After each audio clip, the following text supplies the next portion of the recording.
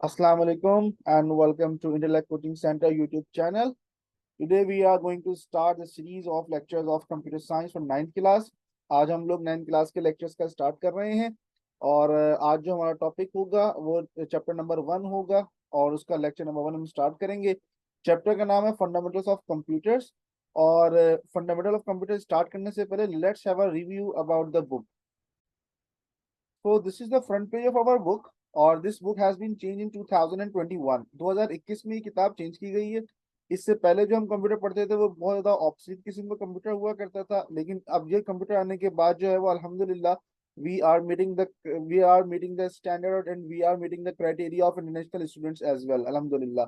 तो हम लोग बेहतर कंप्यूटर साइंस पढ़ना हम लोगों ने स्टार्ट कर दी है और इस मर्तबा जो कंटेंट शामिल किए गए हैं यहाँ पे किताब के अंदर आप उसको खुद देख के परेशान होंगे कि माशाल्लाह से बहुत जबरदस्त कंटेंट शामिल किया गया है। In the very first chapter हम लोग फंडामेंटल ऑफ कंप्यूटर के बारे में पढ़ेंगे। इन्हें कंप्यूटर किस तरह से बनाया गया है, क्यों बनाया गया है, उसकी जो पुरानी हिस्ट्री है उसके बारे में डिस्कस करेंगे। जो बेसिक चीजें हैं, हार्डवेयर है, सॉफ्टवेयर है, ट्रांसलेटर्स हैं, उनके बारे में हम लोग स्टडी करेंगे। चैप्टर नंबर 2 के अंदर we are going to discuss about the operating system. आप सबको पता है कि अगर आप लोग इस वक्त लैपटॉप या अपने कंप्यूटर से लॉग इन हुए हुए हैं और मेरे लेक्चर्स को देख रहे हैं तो इसका मतलब ये है कि आप जो ऑपरेटिंग सिस्टम इस्तेमाल कर रहे होंगे वो या तो विंडोज होगा या फिर वो मैक होगा। ठीक है, आमतौर पर हम लोग विंडोज, पाकिस्तान के अंदर हम लोग विंडोज इस्तेमाल कर रहे होते हैं। इसी तरीके से जो मोबाइल फोन के अंदर जो ऑपरेटिंग सिस्टम्स होते हैं वो एंड्रॉयड एक ऑपरेटिंग सिस्टम है, iOS एक ऑपरेटिंग सिस्टम है। ये दो मशहूर ऑपरेटिंग सिस्टम्स हैं। इसके अलावा कंप्यूटर में इस्तेमाल किए जाने वाले ऑपरेटिंग सिस्टम के अंदर लिनक्स और यूनिक्स भी शामिल हैं, जो कि आमतौर पर बैंक के अंदर इस्तेमाल किए जाते हैं। तीसरा चैप्टर है ऑफिस ऑटोमेशन के हवाले से, बहुत इंटरेस्टिंग है, बहुत प्रैक्टिकल काम है इसके अंदर। हम लोग माइक्रोसॉफ्ट वर्ड के बारे में स्टडी करेंगे, माइक्रोसॉफ्ट एक्सेल के बारे में स्टडी करेंगे और इवन के माइक्रोसॉफ्ट पावर पॉइंट के बारे में भी स्टडी करेंगे। Then we will move forward towards chapter number 4 जिसमें data communication and computer networks के हवाले से है। और इसके अंदर हम लोग डेटा किस तरीके से ट्रांसमिट किया जाता है, कंप्यूटर नेटवर्क्स क्या होते हैं, कंप्यूटर नेटवर्क्स की टिपोलॉजीज कौन कौन सी होती हैं, किस तरह से वो कनेक्ट की जाती हैं, किस टिपोलॉजी का क्या फायदा है, क्या नुकसान है। So it's too early to discuss about it. बहरहाल इसको हम चैप्टर नंबर 4 के अंदर डिस्कस करेंगे। चैप्टर नंबर 5 के अंदर कंप्यूटर सिक्योरिटी एंड एथिक्स। मेरा ख्याल ऐसा है कि इस दुनिया में हर इंसान का सबसे ज्यादा इंटरेस्टिंग टॉपिक यही है, कंप्यूटर सिक्योरिटी एंड एथिक्स। किस तरह से कंप्यूटर हैक किया जाता है, किस तरीके से कंप्यूटर हैक हो जाता है और किस तरीके से हम अपने कंप्यूटर को, अपनी ईमेल एड्रेसेस को, अपने social media account Facebook, Instagram, Twitter, Snapchat को हैक होने से बचा सकते हैं। उस सारी चीजें हम इसके अंदर डिस्कस करेंगे। The next one is web development. Wow, I mean can you even just imagine कि आप 9th क्लास का बच्चा, हमारे यहाँ अलहमदिल्ला सिंध बोर्ड का बच्चा वेब डेवलपमेंट सीखने के लिए जा रहा है, जिसमें we are going to discuss about HTML CSS। I mean practically हम उसको परफॉर्म करके देखेंगे कि HTML के टैग्स किस तरीके से काम करते हैं and same is the case with the CSS। हम किस तरीके से टेबल क्रिएट करते हैं, हम कैसे इमेजेस लगाते हैं वेबसाइट के ऊपर, हम किस तरीके से कंटेंट को लिखते हैं, वो तमाम चीजें हम लोग वेब डेवलपमेंट के अंदर डिस्कस करते हैं। And one of the advance topic of this book is introduction to database systems, जो कि यूनिवर्सिटी लेवल पे पढ़ाया जाता है। डेटाबेस सिस्टम्स का टॉपिक ऐसा टॉपिक है जो कि यूनिवर्सिटी लेवल पर एक सेमेस्टर में पूरा एक कोर्स होता है जिसको 48 घंटे ऑलमोस्ट टीच किया जाता है। हम लोग इंशाल्लाह इसका इंट्रोडक्शन देखेंगे अपनी किताब के अंदर इस चैप्टर में। अब आइए जरा देखते हैं कि हम लोग चैप्टर नंबर 1 को स्टार्ट कर रहे हैं बगैर किसी डिले के। चैप्टर नंबर 1 के अंदर हम लोग क्या क्या चीजें डिस्कस करेंगे। मेजर 5 टॉपिक्स हैं इसके अंदर। इंट्रोडक्शन टू कंप्यूटर, कंप्यूटर का इंट्रोडक्शन होगा, इसकी प्रीवियस हिस्ट्री के बारे में बताया जाएगा, जो फंडामेंटल्स हैं कंप्यूटर्स के उसके बारे में डिस्कशन की जाएगी। Role of computer, one of the most important topic and ये वो टॉपिक है जिसके बारे में तमाम लोगों को पता होना चाहिए जो लोग कंप्यूटर साइंस के अंदर अपना करियर परस्यू करना चाहते हैं, कि हमारी जिंदगी में कंप्यूटर का रोल क्या है। कंप्यूटर हार्डवेयर के हवाले से बात करेंगे, फिर basic operation of computer, computer बुनियादी तौर पे कौन कौन से काम करता है, और फिर कंप्यूटर सॉफ्टवेयर के हवाले से बात करेंगे। सो ये पूरा कंप्लीट पैकेज है कंप्यूटर के हवाले से और जिसके अंदर हम लोग डिटेल से डिस्कस करेंगे। हमारा जो लेक्चर का तरीकेकार है वो इस तरीके से है कि हम एक चैप्टर को तकरीबन 5 या 6 लेक्चर्स में डिवाइड कर देते हैं और उसकी रिकॉर्डिंग इंशाल्लाह वक्तन फवक्तन आपके पास आती जाएंगी। हम चैप्टर को डिस्कस करेंगे with respect to the book. हम बुक के अंदर मौजूद कंटेंट पूरा डिटेल में डिस्कस करेंगे। और ये लेक्चर्स मेरे ना सिर्फ स्टूडेंट्स के लिए बल्कि मैं तो बोलता हूँ मेयरली टीचर्स के लिए हैं, जो बहुत डिटेल में उनको डिस्कशन मिलेंगी इंशाल्लाह, ताकि वो आगे जब स्टूडेंट्स को समझाएं तो they will be having a sufficient material to convey towards the students. तो स्टूडेंट भी इसको सुन सकते हैं और टीचर भी इसको सुन सकते हैं और इससे फायदा हासिल कर सकते हैं। अच्छा, हम चैप्टर्स के टॉपिक्स को डिस्कस करेंगे। टॉपिक्स में से मेन टॉपिक है, लाइक अभी मैं आपको दिखाता हूँ। टॉपिक है इंट्रोडक्शन टू कंप्यूटर, ये हमारा 1.1 टॉपिक है, नंबर है। अब इसके अंदर फर्दर दो टॉपिक्स हैं और उसका उनके उनके नाम क्या है, एवोल्यूशन ऑफ कंप्यूटर्स, और उसके बाद है क्लासिफिकेशन ऑफ कंप्यूटर्स। तो हम आज का जो हमारा कंटेंट है, जो कि बहरहाल शायद किसी तक मुश्किल हो, क्योंकि मुझे आज बहुत क्लियर पिक्चर आपके सामने पेश करनी है कि कंप्यूटर में और ह्यूमन में क्या चीज कितनी की सिमिलैरिटीज हैं और कितने डिफरेंसेस हैं। तो बैल मैं अपने लेक्चर जब स्टार्ट करूंगा तो आपको कहानी समझ में आ जाएगी। सो बेसिकली मैं आपको फ्लो समझाना चाह रहा हूँ कि हम लोग इंशाल्लाह इस सीरीज के अंदर किस तरीके से अपने कंटेंट को कवर करेंगे। हर चैप्टर का हर टॉपिक, हर सब टॉपिक इंशाल्लाह कवर किया जाएगा फ्रॉम बुक। इसमें ऐसा नहीं होगा कि भाई बस पास पेपर्स डिस्कस कर दिए गए हैं या फिर आपको जो है वो जो क्वेश्चन आंसर्स दिए गए होते हैं चैप्टर के एंड में वो डिस्कस कर दिए गए हैं। इंशाल्लाह अजीज, मुझे पूरी अल्लाह ताला की जात से उम्मीद है कि अगर आप सिर्फ ये लेक्चर सुन लें और अगर आपके पास लिखने की स्किल्स हैं, आपकी इंग्लिश अच्छी है, तो आपको कोई सवाल याद करने की जरूरत नहीं पड़ेगी। देखिए, आज हम ये टॉपिक स्टार्ट करने के लिए जा रहे हैं। तो मैंने आपसे पहले ही बताया कि बहुत मुश्किल काम है कि मैं ये पूरा कंटेंट आज कवर कर सकूं, क्योंकि आज मुझे एक बहुत मेजर टॉपिक डिस्कस करना है और वो मेजर टॉपिक क्या है, that is human versus computer. मैं इस पे आने से पहले पहले एक चीज और डिस्कस कर लूं, और वो है ये हेडिंग, जो कि हमारे कंप्यूटर की किताब का पहला टॉपिक है, इंट्रोडक्शन टू कंप्यूटर्स। मैं इसका ही पहला पैराग्राफ डिस्कस करूंगा, उसके बाद फिर मैं वापस मूव कर जाऊंगा अपनी लास्ट स्लाइड के पास। इंट्रोडक्शन टू कंप्यूटर के बारे में क्या बात है, आपकी किताब में जो लिखी हुई है, a computer is an electronic data processing machine और device that performs processes, calculations and operations based on instructions provided by a program. अब देखिए, इसमें बात की समझाई जा रही है, कंप्यूटर एक इलेक्ट्रॉनिक डिवाइस। हम लोग बचपन में सुनते हुए आ रहे हैं, बचपन में रट्टा मारा था हम लोगों ने, computer is an electronic device which takes input, process and gives output. खुदा का वास्ता है कि अब बराए मेहरबानी वो मत लिखिएगा, अब आप बड़े हो गए हैं। अब आपने कंटेंट वो लिखना है जो कि इस बात को रिप्रेजेंट करें कि हाँ, now we are a student of grade 9, हम 9th क्लास के स्टूडेंट हैं। ठीक है, तो अ computer is an electronic device, तो इलेक्ट्रॉनिक डिवाइस है जो कि करती क्या है, मशीन डेटा प्रोसेस करती है मशीन और डिवाइसेस के ऊपर। याद रखिएगा क्या, प्रोसेसेस परफॉर्म्स करती है, कैलकुलेशंस परफॉर्म करती है और ऑपरेशंस परफॉर्म करती है। सवाल ही पैदा होता है, ये तीनों चीजें आएंगी कहाँ से? ये आएंगी वहां से जो इसका उसको इंसान बताएगा, जो प्रोग्रामर बताएगा, जो आप उसको प्रोग्राम करके देंगे। सिर्फ ये कंप्यूटर वही काम कर सकता है, इसके अलावा और कोई काम नहीं कर सकता। क्या कभी ऐसा हुआ है कि आप सो रहे हो, सुबह सुबह आप उठे हो, कंप्यूटर ने खुद ब खुद अपना नाश्ता बना दिया हो? The answer is no. Even कि अगर आप रोबोटिक्स की लैब देख लीजिए, जो रोबोट्स बने हुए होते हैं, तो रोबोट भी सिर्फ वो काम करेगा जो आपने उसको बताया है, इसके अलावा और कोई काम नहीं करेगा। मिसाल के तौर पर, आपने जो गेट कीपर होता है, जिसको चौकीदार बोलते हैं, जो कि गेट खोलना और बंद करने लगा काम करता है, आपने एक ऐसा रोबोट बना लिया जो कि गेट खोलता है और गेट बंद करता है। आपका उसका याद रखिएगा, माइंड माई वर्ड्स, कि उसका काम सिर्फ क्या है कि वो गेट को खोलेगा और गेट को बंद करेगा। क्या मतलब आप क्या उससे ये एक्सपेक्ट कर सकते हैं कि आप जो है वो बाहर घूमने फिरने के लिए गए में वापस आए और वो आपके लिए खाना पका के रखे? The answer is no. ये उसका काम नहीं है, हमने उसको सिखाया नहीं है उसको ये चीज ना। तो बेसिकली कंप्यूटर हमारा मोहताज है। हम जो उसको इंस्ट्रक्शंस देंगे, हम जो उसको प्रोग्राम बना कर देंगे, कि सिर्फ वही काम कर सकता है, इसके अलावा और कोई भी काम नहीं कर सकता। यहाँ पे जो है वो वर्ड लिखा हुआ है, instructions provided by a program. ठीक है, जो जो हम उसको नसीहत करेंगे, ये वाला काम करो, ये सिर्फ वही काम कर सकता है, इसके अलावा और कोई काम नहीं कर सकता। Computers are now use vastly in every field of life. अब ये एक जुमला है जिसके ऊपर हमारा पूरे दो दो मेजर टॉपिक्स जो है ना वो खड़े हुए हैं। इसके बारे में डिस्कस करेंगे कि जिंदगी के हर हिस्से में इस वक्त जो है ना वो कंप्यूटर मौजूद है। आप अपना मोड ऑफ कम्युनिकेशन देख लीजिए, क्या आज आपने अगर अपने अमेरिका में बैठे हुए दोस्त से बात करनी है, क्या आप उसको खत लिखते हैं? The answer is no. हमारे पास we have WhatsApp, we have Instagram, we have Snapchat, we have Facebook, हमारे पास बहुत सारे सोशल मीडिया अकाउंट्स हैं। क्या आज अगर मुझे अपने पैगाम सबको देना है तो क्या मैं बैठ के टीवी पे तकरीर करूंगा? The answer is no. I have so many social media accounts. मैं फेसबुक पे लाइव आ सकता हूँ, मैं यूट्यूब के जरिए अपने अपने लेक्चर रिकॉर्ड करके मैं डाल सकता हूँ, लोग उसको व्यू कर सकते हैं। Things are quite simple nowadays. तो आज दुनिया की जिंदगी के हर शोबे के अंदर, आप मेडिकल साइंसेस की बात कर लीजिए, मेडिकल के अंदर कंप्यूटर इस्तेमाल हो रहा है। ऑपरेशंस आर आर मतलब वो आज जो है वो बैंडेज नहीं हो रही है। आपने अल्लाह ना करे किसी चीज का ऑपरेशन करवाना है तो लेजर ऑपरेशन आर देयर।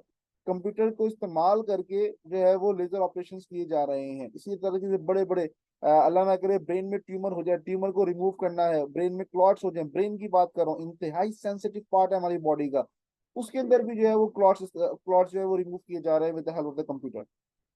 ठीक है।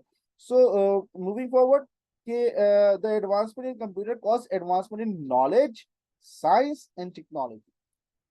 मेरा ताल्लुक खुद कंप्यूटर की फील्ड से है। I have a masters degree in computer science. So I believe in that कि अब दुनिया में जितनी भी तरक्की होनी है वो सिर्फ और सिर्फ कंप्यूटर की बुनियाद पर होनी है। इसके अलावा बाकी आई मीन मेडिकल साइंसेस के अंदर कोई तरक्की होनी है तो उसके अंदर कंप्यूटर जरूर अटैच होगा। इलेक्ट्रिकल इंजीनियरिंग के अंदर कोई तरक्की होनी है तो उसमें कंप्यूटर अटैच होगा। इसमें कॉमर्स की साइड पर, अकाउंटिंग की साइड पर अगर कोई तरक्की होनी है तो उसमें कंप्यूटर के बगैर तरक्की मुमकिन नहीं है। तो कंप्यूटर जो कंप्यूटर में जो एडवांसमेंट आती चली जाएगी तो उससे फायदा क्या होगा, उससे नॉलेज में एडवांसमेंट आती चली जाएगी, आपकी नॉलेज बढ़ती चली जाएगी। आजकल देखिए जी, नॉलेज हासिल करना कितना आसान काम हो गया है। आप इस वक्त बैठ के यूट्यूब पे मेरे लेक्चर्स को सुन रहे हैं। पहले तो ये रिसोर्सेज मौजूद नहीं थी, हमारे पेरेंट्स के पास तो ये चीजें मौजूद नहीं थी। वो तो स्कूल में जाया करते थे, कोचिंग सेंटर में जाया करते थे और इल्म हासिल करके लेकर आया करते थे। एक मर्तबा जो टीचर ने बात कह दी है, अब वो टीचर वैसे तो इखलाकन बड़े अच्छे अंदाज से बोलते थे कि हाँ बेटे तुम 10 मर्तबा पूछ लो, मुझे कोई मसला नहीं है, आप जरा तीसरी मर्तबा पूछ के तो देख लेते। तो वो टीचर आपको बताता कि भाई मैंने क्या पढ़ाया है। I think you are getting my point ना, मेरी बात को सब समझ रहे होंगे। अब इस वक्त आप यूट्यूब पे देख रहे हैं, मेरी कोई बात आपको समझ में ना आए या अगर आपको कोई मेरे अल्फाज समझ में नहीं आएंगे, आप मेरी रिकॉर्डिंग को पीछे करेंगे और 10 मरतबा सुन लेंगे। या आपने आज मुझे लेक्चर सुन लिए, अब आपने सोचा कि यार जब एग्जाम से पहले ना मैं एक मरतबा ये लेक्चर्स को गो थ्रू कर लूंगा, तो आप ये वाला काम आसानी कर सकते हैं। लेकिन आमतौर पर टीचर्स के पास क्लासरूम में इतना वक्त नहीं होता था, तो आज आप देखें कि नॉलेज हासिल करना कितना आसान काम हो गया है। फिर आज आप पुराने जमाने में ये जो हम लोग हार्ड कॉपीज लेके घूमते हैं, जो आपके पास इस वक्त बुक मौजूद होगी, हम वो इस्तेमाल करते थे। आज हमारे पास सॉफ्ट कॉपीज ही मौजूद हैं। आज मैं नादरा के ऑफिस में बैठा हुआ हूँ और मैं फारिग बैठा हूँ, तो मैं मोबाइल फोन खोलकर, अपने स्मार्टफोन खोलकर मैं आसानी किताब को जो है वो रीड कर सकता हूँ। मुझे कहीं नोट्स के लिए कहीं जाने की जरूरत नहीं है, मुझे फिजिकल नोट्स की जरूरत नहीं है। तस्वीरें मेरे पास मौजूद है, पीडीएफ मेरे पास मौजूद होती है मोबाइल के अंदर। तो जिस तरीके से कंप्यूटर में एडवांसमेंट आती चली जाएगी, वैसे ही हमारी नॉलेज भी बढ़ती चली जाएगी, साइंस भी तरक्की करती चली जाएगी और टेक्नोलॉजी भी तरक्की करती चली जाएगी। तो आप जस्ट थिंक अबाउट इट कि टेक्नोलॉजी कहाँ से कहाँ चली गई है ना। पुराने जमाने में अगर हमें कोई रिक्शा या टैक्सी में बैठ के जाना हुआ करता था, तो हम जाके बस स्टॉप पे जाया करते थे या जो रोड पे जाया करते थे, रिक्शे को, टैक्सी वाले को रोका करते थे, उससे हम लोग फेयर तय किया करते थे कि भाई मुझे फलाना जगह पे जाना है और मैं इतने रुपए में जाऊंगा। फिर वो भैंसा भैंसा हुआ करता था। ठीक है, एक तो एक साइंस मुझे पाकिस्तानियों की समझ में नहीं आई। दोपहर में जाएंगे एक जगह से दूसरी जगह पे तो 400 रुपए, और अगर वापस आएंगे उसी जगह से अपने घर पे रात के वक्त, अब वो 400 से हो गया 600 रुपए। आप उनसे ये पूछिए कि भाई ये 600 रुपये कैसे हो गए, 200 रुपये कैसे बढ़ गए, तो उनका जवाब ये होता है भाई रात हो गई है। भाई आपकी गाड़ी का कोई जादू है, जैसे वो कोई मिल गया, मैं जादू था ना, धूप ही चला करता था, तो भाई ये पता नहीं क्या साइंस है।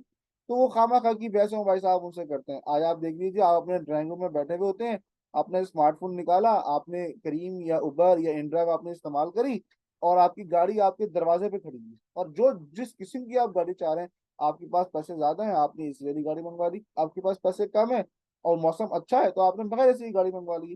तो टेक्नोलॉजी कहाँ से कहाँ चली गई है ना। पहले राब्ते के लिए लोग पीटीसीएल का फोन इस्तेमाल किया करते थे और तार से जुड़ जाया करते थे। अब ऐसा नहीं है, आपके पास स्मार्टफोन होता है, आप कहीं भी बैठ के जो है वो बातें कर सकें। पहले लोग अपनी तस्वीरें जो है ना वो कोरियर किया करते थे, आज हम देखें विद इन 9 सेकंड हमारी तस्वीर जो है ना पूरी सोशल मीडिया पे, और पूरा खानदान खानदान वाले तो खैर नहीं देखते, उनको हमने ब्लॉक किया हुआ होता है, लेकिन पूरी दुनिया वाले जो है ना वो हमारी तस्वीरें देख रहे होते हैं और हमारी एक्टिविटीज को मॉनिटर कर रहे होते हैं कि भाई हम लोग क्या क्या काम कर रहे हैं। तो टेक्नोलॉजी का जमाना है, टेक्नोलॉजी बहुत आगे बढ़ गई है। जैसे जैसे कंप्यूटर साइंस की दुनिया में एडवांसमेंट आती चली जाएगी, टेक्नोलॉजी में भी एडवांसमेंट आती चली जाएगी। Today computers are used in field of business, industry, education, banking, transportation, research, exploration, media, entertainment, etc. इन तमाम चीजों में जो है वो कंप्यूटर इस्तेमाल हो रहा है। बहरहाल ये बहुत लंबे लंबे डिस्कशंस है, जो बहरहाल आगे के चैप्टर में इसी चैप्टर के अगले पार्ट के अंदर आएंगे इंशाल्लाह, हम वहाँ पर इसको डिस्कस करेंगे। आइए जरा मूव करते हैं उस स्लाइड की तरफ, जो मैं कह रहा था कि बहुत इंपॉर्टेंट है, आपको उसकी बेसिक अंडरस्टैंडिंग होनी चाहिए ताकि आपको पूरा कंप्यूटर समझना आसान हो जाए। और वो है ये स्लाइड, यानी कि ह्यूमन वर्सेस कंप्यूटर। साइमन साइनिक अपने टेड टॉक में कहता है कि आपके पास 3 सवालात होने चाहिए हर टॉपिक को समझने के लिए। What, why and how. अगर आप किसी अपनी जिंदगी में इन 3 वर्ड्स को शामिल कर लीजिए, जब भी कभी इल्म हासिल करने के लिए जा रहे हो तो इन 3 वर्ड्स का जरूर इस्तेमाल कीजिए कि ये चीज क्या है, एंड व्हाई इज दिस, ये क्यों है और ये कैसे है। इन 3 सवालात के जवाब अगर आपको किसी भी चीज के बारे में मिल रहे हैं, ना सिर्फ कंप्यूटर के बारे में, आपकी अपनी जिंदगी, फिजिक्स, केमिस्ट्री, मैथ्स के वजह से भी इन 3 सवालात के जवाब आपके पास जरूर होने चाहिए। तो आपके इसका मतलब आपके पास अगर इन 3 सवालात के जवाब हैं, इसका मतलब ये है कि you have the best understanding of that particular scenario and और दैट पर्टिकुलर टॉपिक। अब सवाल ही पैदा होता है कि ये कंप्यूटर क्यों बनाया गया, कहाँ से इसकी इजाद हुई, इसको बनाने की जरूरत क्या थी। अब जरा इस बात को समझिएगा कि कंप्यूटर किसको देख के बनाया गया। मैं आमतौर पर ये सवाल पूछता हूँ तो इसका बहुत आसान सा जवाब ये है कि कंप्यूटर बनाया गया है इंसान को देखकर। लेकिन ये गोरा बड़ा जहीन है, गोरा बड़ा होशियार है, गोरा बहुत तेज है, मतलब वो बहुत ज्यादा इंटेलिजेंट है, वो इतनी चीजों पर गौर और फिक्र करता है जितने हम मुसलमान नहीं करते। अच्छा, अब मैं अब किसको इसको आपको जो है इसकी मिसाल दे देता हूँ। भाई गोरे ने ये सोचा कि हम हम जो है ना कोई बेहतरीन चीज बनाते हैं। हर इंसान की ख्वाहिश यही होती है, आपकी भी ख्वाहिश यही है कि ना मैं बेहतरीन रिजल्ट लेकर आऊं, मैं बेहतरीन लेक्चर्स को सुन लूं, मैं बेहतरीन किताब को पढ़ लूं, मैं बेहतरीन नोट्स में से याद कर लूं। तो हमारा हमारा फिनोमेना ये है कि वी बीइंग अ ह्यूमन, हम बेहतरीन की तलाश में रहते हैं। तो गोरे ने सोचा कि यार मैं कोई बेहतरीन चीज बनाता हूँ। अब गोरे ने सोचा कि यार बेहतरीन चीज मिलेगी कहाँ पर, और बेहतरीन चीज है क्या। पहले तो इस सवाल का जवाब निकाला जाए। अच्छा, हम बीइंग अ मुस्लिम जो है वो कुरान पाक को इतना गौर और फिक्र से नहीं पढ़ते, हालांकि कुरान पाक में जो है ना वो बारहा लिखा हुआ है कि गौर और फिक्र करो और निशानियां हैं अकल रखने वालों के लिए। तो गोरे गोरे ने कुरान शरीफ को पढ़ा और उस गौर और फिक्र किया कि भाई इसमें किसके बारे में जिक्र किया गया है कि कौन सबसे ज्यादा ज़हीन है, कौन सबसे ज्यादा बेहतरीन है। तो गोरे को एक बात तो समझ में ये आ गई कि जो क्रिएटर है उसको पता होगा कि सबसे बेहतरीन चीज क्या है। देखिए जी, मैं आसान सी मिसाल देता हूँ आपको कि एक एक मजदूर है या एक ठेकेदार है, उसने घर बनाया है। तो उसको पता होगा कि मैंने कौन से कमरे में बेहतरीन मटेरियल इस्तेमाल किया, कहाँ मैंने सस्ता मटेरियल इस्तेमाल किया है, कहाँ की बिजली की फिटिंग मैंने अच्छी करी और कहाँ की बिजली की फिटिंग में मैंने काम चलाया खाली ना। तो जो ठेकेदार है he will be having a best understanding of that particular house, क्योंकि उसने वो घर बनाया है। ठीक है। इसी तरीके से ये दुनिया बनाई है अल्लाह रब्बुल इज्जत ने। तमाम राज अल्लाह रब्बुल इज्जत को पता है, चरिंद परिंद हैवान, जानदार, इंसान, तमाम चीजों के बारे में सारी मालूमात जो है ना वो अल्लाह रब्बुल इज्जत को है। तो गोरे ने सोचा कि क्यों ना उसी से पूछ लिया जाए कि भाई बेहतरीन चीज क्या है। तो जब उसने इस कुरान पाक को खोला तो उसमें आपको भी पता है कि लिखा हुआ है, जिसका तर्जुमा मैं मफहूम बयान कर रहा हूँ कि you are the best of the creation. तुम अशरफुल मखलूकात हो, अशरफुल मखलूकात, the best of the creation का मतलब क्या है। अशरफ यानी कि बेहतरीन, किसमें बेहतरीन, मखलूकात, दुनिया में जितनी भी मखलूकात है। ठीक है जी, परिंदे हैं और इंसान हैं, जिन्नात हैं, फरिश्ते हैं और बेतुमार जितनी भी चीजें हैं, उनमें you are the best of the creation. तुम बेहतरीन क्रिएशन। अच्छा, अब आपको मुझे भी हंसी आ रही होगी कि यार हम लोगों को बताओ जरा, बेस्ट ऑफ द क्रिएशन बोल दिया लेकिन बोला भी किसने है, क्रिएटर ने ना, अल्लाह रब्बुल इज्जत ने। तो अब उसके पीछे मफहूम समझते हैं जरा कि उन्होंने क्या काम शुरू कर दिया। उन्होंने बोला कि भाई अब ज्यादा सोचने की जरूरत नहीं है, अल्लाह रब्बुल इज्जत has declared ourself as the best of the creation, so let's start to copy this one. अच्छा, अब याद रखिएगा कि आप कॉपी करने से पहले ना कि you must have a best understanding of that particular thing जिसको आप कॉपी करने के लिए जा रहे हैं। अगर आप शाहरुख खान को कॉपी करने के लिए जा रहे हैं तो फिर आपके पास शाहरुख खान वाले सारे गट्स होने चाहिए, आपका हेयर स्टाइल ऐसा होना चाहिए, आपका बात करने का स्टाइल ऐसा होना चाहिए, आप वो किरण वाला जो कॉन्सेप्ट है आपके पास वो बिल्कुल ऐसा ही होना चाहिए। आप अगर सलमान खान को जो है वो कॉपी करने के लिए जा रहे हैं और आपकी आपकी बॉडी अच्छी नहीं है, आप कांगड़ी पहलवान है, तो यू कैन नेवर बी ए सलमान खान ना। अगर आप ऋतिक रोशन बनने जा रहे हैं तो वो जो उसकी मूवमेंट है, जैसे उसका डांस का स्टाइल है, अब आपको वैसा होना चाहिए। रणबीर का पूरा बनना चाह रहे हैं तो फिर उसके हिसाब से होना चाहिए, and same is the case with the actresses. तो द पॉइंट इज कि आप जिसको कॉपी करने के लिए जा रहे हैं ना, तो आपने उसके ऊपर पूरा फोकस करना है कि यार ये है कैसा। अब उसने क्या किया कि कंप्यूटर को एनालाइज करना शुरू कर दिया, सॉरी इंसान को एनालाइज करना शुरू कर दिया। आप इंसान का बिहेवियर को चेक करना, आप देखेंगे इंसान के पास 3 चीजें। अच्छा, बुनियादी तौर पर तो मैं 2 चीजों की बात करता हूँ। पहले मैं, इंसान के पास 2 चीजें हैं। एक होता है इंसान की बॉडी, और एक होती है इंसान की सोल, रूह। दो ही चीजें ना बस, एक इंसान की बॉडी, एक उनकी उसकी रूह है। दोनों के अपने अपने काम है। बॉडी क्या चीज है? जो हमारे टचेबल कंपोनेंट्स है, मेरा हाथ है, मेरे सर है, मेरे बाल है, मेरे कान है, मेरी आंखें, मेरी नाक है, मेरे लिप्स है, मेरे दांत है, ये सब मेरा हार्डवेयर है जिसके जरिए मुझे बनाया गया, मेरी फिजिकल एग्जिस्टेंस मौजूद है। अब इसको चलाने के लिए क्या चीज दे दी गई है? मुझे रूह। तो मेरा नाम है बेसिकली सैयद नबील अली। तो मेरी रूह का नाम सैयद नबील अली है, जो कि मेरा सॉफ्टवेयर है। और जिस दिन मेरा सॉफ्टवेयर चला जाएगा, अब ये हार्डवेयर किसी काम का नहीं रहेगा। ठीक है जी। तो मेरे पास दो चीजें हैं, सॉफ्टवेयर और हार्डवेयर। उन्होंने बोला भाई कंप्यूटर के अंदर भी दो ही चीजें बनानी चाहिए, हमें हार्डवेयर बनाना चाहिए और सॉफ्टवेयर बनाना चाहिए। सॉफ्टवेयर तो बाद में आएगा, पहले क्या किया गया, उसका हार्डवेयर बनाया गया।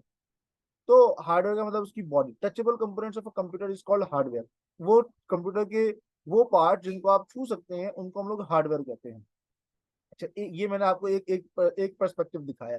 अब आइए जरा दूसरे पर्सपेक्टिव पे। तो देखा ये गया कि इंसान क्या काम करता है। तो पता ही चला कि इंसान जो है वो तीन काम करता है, बुनियादी तौर पर तीन काम करता है। वो क्या होता है?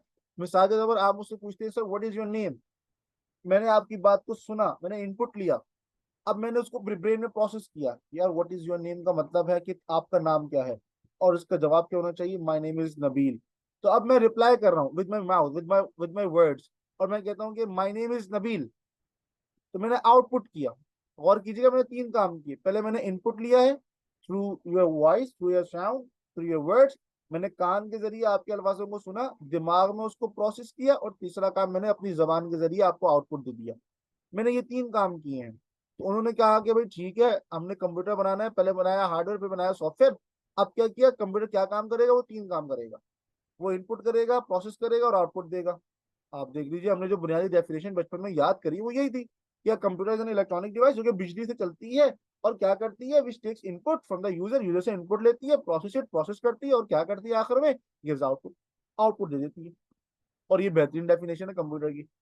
तो कंप्यूटर की जो एवोल्यूशन हुई है वो बेसिकली इंसान से हुई है। इंसान को देख के कंप्यूटर बनाया गया। इंसान जो जो काम करता चला गया, अब वो कंप्यूटर का पार्ट बनाते चले गए।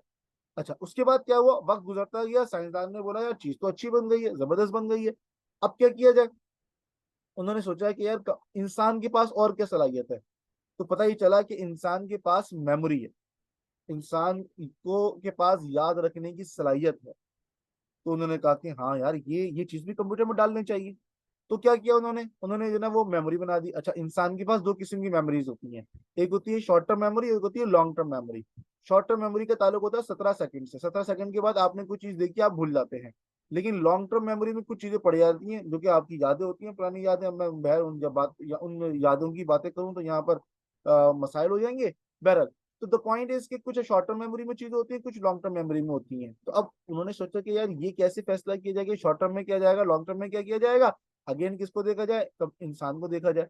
जब इंसान को देखा गया तो पता ही चला कि इंसान जो है वो कुछ चीजों को देखता है एक मर्तबा, तो वो उसकी शॉर्ट टर्म मेमोरी में जाती है, वो फिर वो गायब हो जाती है। साइंसदान कहते हैं कि 17 सेकंड तक इंसान को चीज याद आती है, उसके बाद वो भूल जाता है।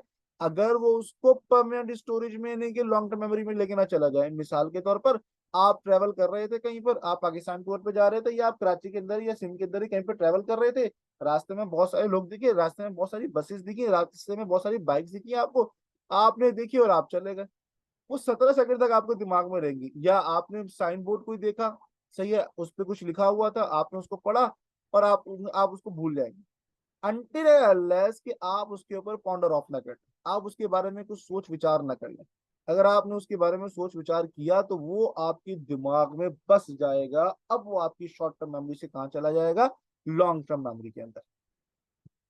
ठीक है। तो इंसान का बिहेवियर ऐसा ही है। मिसाल के तौर पर, जैसे कि आप कंप्यूटर साइंस की जब नोट्स तैयार कर रहे होंगे, आपके पास नोट्स होंगे और आप याद कर रहे होंगे, आप एक ही सवाल को जब बार बार पढ़ेंगे, अब आप पहली मरतबा पढ़ेंगे ना, वो आपकी शॉर्ट टर्म मेमोरी में चला जाएगा। जब उसको बार बार पढ़ेंगे, फिर वो आपकी लॉन्ग टर्म मेमोरी में चला जाएगा, और वो आपको एग्जाम के आखिर तक याद रहेगा।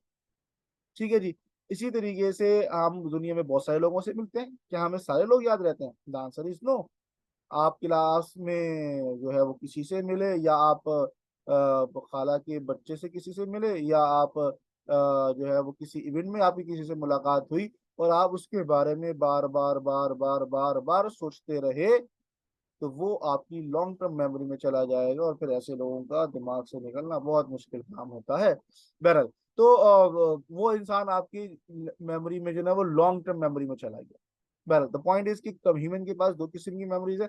वैसे by the way, on a serious note, on a lighter note पे आपको बताऊं कि भाई ये खवातीन की आप मेमोरी से मत लड़िए कभी। खवातीन के पास एक ही मेमोरी है, वो है लॉन्ग टर्म मेमोरी। ठीक है जी, लड़कियों के पास सिर्फ एक लॉन्ग टर्म मेमोरी होती है। यकीन करें, हम तो लड़के वो हैं कि हमने सुबह क्या खाया हमसे कोई शाम में पूछे तो हमें नहीं पता। हमने सुबह कौन से कपड़े पहने हुए थे रात में कोई पूछे तो हमें ये भी नहीं पता। और ये खवातीन की मेमोरी, अल्लाह अकबर, अल्लाह पाक आपको और मुझे, हम सबको बचाए। क्योंकि जब इनकी मेमोरी की बात आती है तो भाई आप 8 साल के बाद भी ना आपसे इस तरह से बात हो रही होगी कि 2016 दिसंबर की 17 तारीख की रात को 7:32 पर तुमने मुझे इग्नोर किया था। आज 8 साल के बाद मैं तुम्हें इग्नोर करूंगी।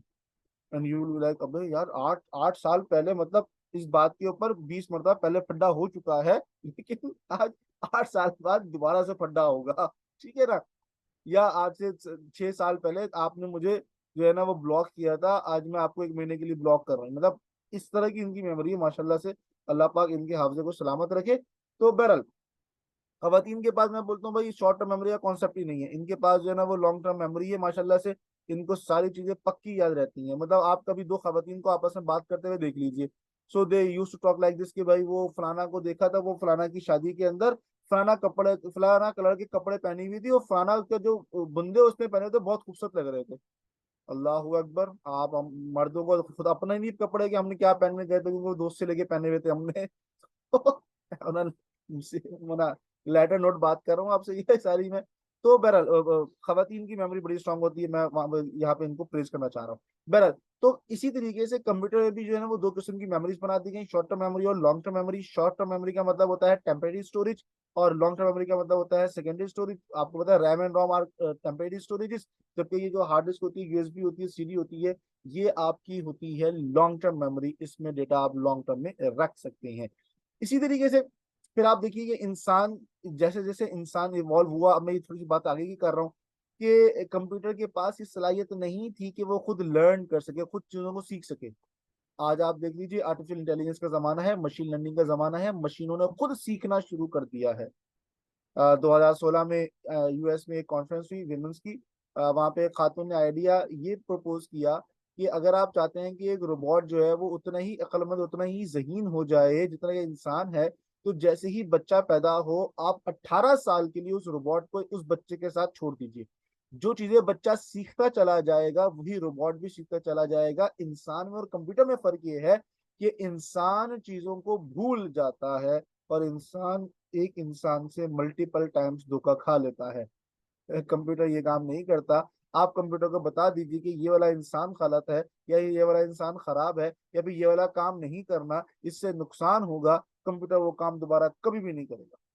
कंप्यूटर के पास भूलने की सलाहियत नहीं है, और इंसान को अल्लाह रब्बुल इज्जत ने भूलने की सलाहियत दी है। बहरहाल ये एक एसेट भी है जिसका अल्लाह रब्बुल इज्जत ने बयान भी किया है। बहरहाल, तो कंप्यूटर अब जो ना वो चीजों को खुद ब खुद सीख रहा है, क्योंकि ये इंसान की सिर्फ थी। अच्छा, आप देखिए, इंसान सुनता है, कंप्यूटर ने भी सुनना शुरू कर दिया। इंसान बोलता है, कंप्यूटर ने भी बोलना शुरू कर दिया। जब मैं सुनने की बात कर रहा हूँ, इसका मतलब ये है कि इस वक्त जिस वक्त मैं आपसे ये लेक्चर रिकॉर्ड कर रहा हूँ, तो I am using a microphone. तो माइक्रोफोन की वजह की मदद से मेरी आवाज इस कंप्यूटर में ट्रांसफर हो रही है। ठीक है ना। और कंप्यूटर बोलता है, से क्या मुराद है कि आप जो है वो सॉन्ग सुनते हैं, आप नाते सुनते हैं, आप गाना सुनते हैं, आप मूवीज देखते हैं, आप जो स्पीकर्स को इस्तेमाल करते हैं, तो कंप्यूटर आज बोल भी रहा है। Are you getting this? तो सारे वो काम आज कंप्यूटर करने की कोशिश कर रहा है जो कि एक इंसान करता है। अब आखिर में एक बहुत बड़ा क्वेश्चन मार्क ये है, बैल बात बहुत तफसील से आगे भी इंशाल्लाह मैं डिस्कस कर दूंगा इसको, लेकिन ये बुनियादी फंडामेंटल कॉन्सेप्ट था। इस बात को समझना है कि कंप्यूटर आया कहाँ से। और मैं बहुत आसानी से एक जुमला आज बोल रहा हूँ, इसको बराए में भाई नोट कर लीजिएगा, कि आप इंसान को समझना शुरू कर दीजिए, कंप्यूटर खुद ब खुद समझ में आने लग जाएगा आपको। आप इंसान को समझना शुरू कर दीजिए, कंप्यूटर आपको खुद ब खुद समझ में आता चला जाएगा। कंप्यूटर बहुत ज्यादा आसान है एज अ सब्जेक्ट भी, और उसको आप वैसे भी पढ़ रहे हैं शौकिया, तो फिर तब भी बहुत ज्यादा आसान है ये। ना जो जो इस लेक्चर का आखिरी सवाल है, जो एक क्वेश्चन मार्क है कि यार which one is better, human और computer? So the answer is quite simple, कि ह्यूमन इज द बेस्ट। और ये बात मैं नहीं बोल रहा, जो इस दुनिया का क्रिएटर है वो ये बात बोल रहा है कि you are the best creator. Computer सिर्फ वो काम कर सकता है जो हम उसको बताएंगे। कंप्यूटर को बनाने वाले हम हैं और हमें बनाने वाला अल्लाह रब्बुल इज्जत की जात है। तो अल्लाह रब्बुल इज्जत ने हमें बहुत अच्छा बनाया है, बहुत ज़हीन बनाया है। हमें हमें जो मैं एक फजीलत और बता दूं आपको कि इंसानों में और बाकी जो जानदार हैं उनमें क्या फर्क है। हमें जो अल्लाह रब्बुल इज्जत ने ब्रेन दिया, जिसके बारे में आगे डिस्कशन होगी इंशाल्लाह। अल्लाह रब्बुल इज्जत ने जो हमें ब्रेन दिया है, इसकी वजह से हमें फौकियत दी है बाकी तमाम मखलूकात पे। हालांकि गधा हमसे ज्यादा मेहनत करता है, बाकी जानवर हमसे ज्यादा मेहनत करते हैं, लेकिन हमें जो इज्जत मिली, हमें जो फौकियत मिली है, वो मिली है सिर्फ इस ब्रेन की वजह से, क्योंकि ये दिमाग जो है वो अच्छे और बुरे के फैसले कर सकता है। आई होप कि आपको आज का लेक्चर अच्छा लगा होगा। हम इंशाल्लाह इसी तरीके की इंटरेस्टिंग लेक्चर जो है वो आगे भी रिकॉर्ड करते रहेंगे। लेकिन मुझे आपके फीडबैक का, आपके कमेंट्स का, आपकी सजेशन का, आपकी क्यूरीज का बहुत इंतजार रहेगा। If you have any query, if you have any suggestion, if you have any feedback for me, so you are requested to comment in the comment section. I will try my level best to respond to you as soon as possible. Thanks for watching. See you in the next video. Take care. Allah Hafiz.